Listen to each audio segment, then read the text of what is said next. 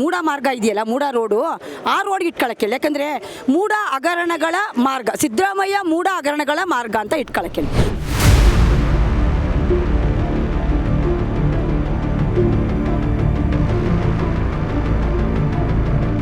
ಕಾಂಗ್ರೆಸ್ನವ್ರು ಅಂತಲ್ಲ, ಯಾರೂ ಸಮ ಇಲ್ಲ, ಯಾವ ರಾಜಕಾರಣಿಗಳು ಸಮ ಇಲ್ಲ. ರಾಜವಂಶಸ್ಥರು ಕಾಲ್ದುಳ್ಗೆ ಏನು ಅನ್ಕೊಂಡವ್ರೆ ಇವರು? ಆಗಿರಲಿ, ಸಿದ್ದರಾಮಯ್ಯನೇ ಕೇಳಿ, ಅವ್ನ ಮಗನೇ ಕೇಳಿ, ಅವ್ನ ಪರವಾಗಿ ಅವ್ನು ಯಾವನಾರ ಕೇಳಿರಲಿ, ಬೇಕಾಗಿಲ್ಲ ನಮಗೆ. ಮಹಾರಾಣಿ ರಾಜರು ವಂಶಸ್ಥರು ಮಾಡಿರೋದು ಒಂದು ಸಣ್ಣ ಕೆಲಸ ಇವ್ರು ಏನಾರು ಮಾಡೋರ?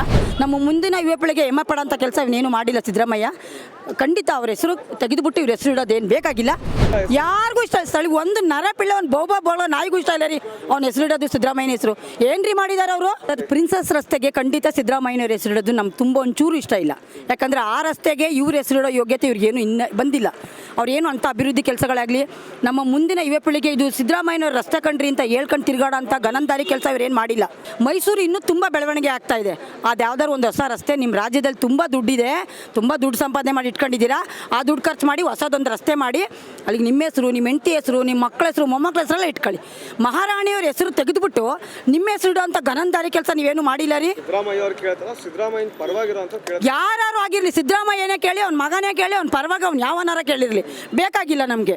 ಮಹಾರಾಣಿ ರಾಜರು ವಂಶಸ್ಥರು ಮಾಡಿರೋದು ಒಂದು ಸಣ್ಣ ಕೆಲಸ ಇವ್ರು ಏನಾರು ಮಾಡೋರ?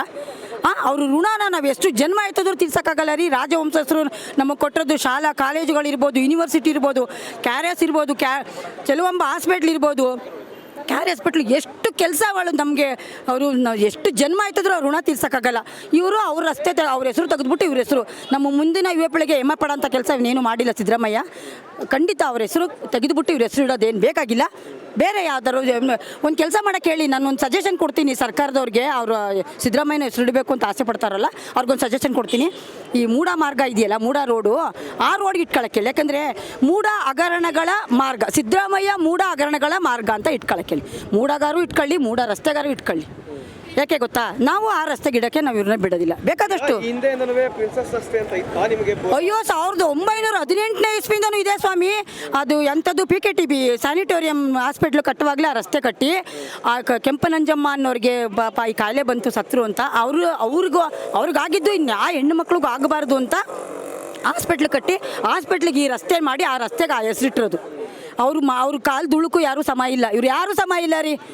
ಕಾಂಗ್ರೆಸ್ನವ್ರು ಅಂತಲ್ಲ, ಯಾರೂ ಸಮ ಇಲ್ಲ, ಯಾವ ರಾಜಕಾರಣಿಗಳು ಸಮ ಇಲ್ಲ. ರಾಜರು ವಂಶಸ್ಥರು ಕಾಲ್ದುಳ್ಗೆ ಏನು ಅನ್ಕೊಂಡವ್ರೆ ಇವರು? ಅದನ್ನೆಲ್ಲ ನಾವು ಕೇಳಲ್ಲಪ್ಪ. ನೀವು ಆ ರಸ್ತೆ ಹೆಸರಿಟ್ಟರೆ ತೆಗೆದುಬಿಟ್ಟು ಖಂಡಿತ ಉಗ್ರ ಹೋರಾಟ ಮಾಡ್ತೀವಿ.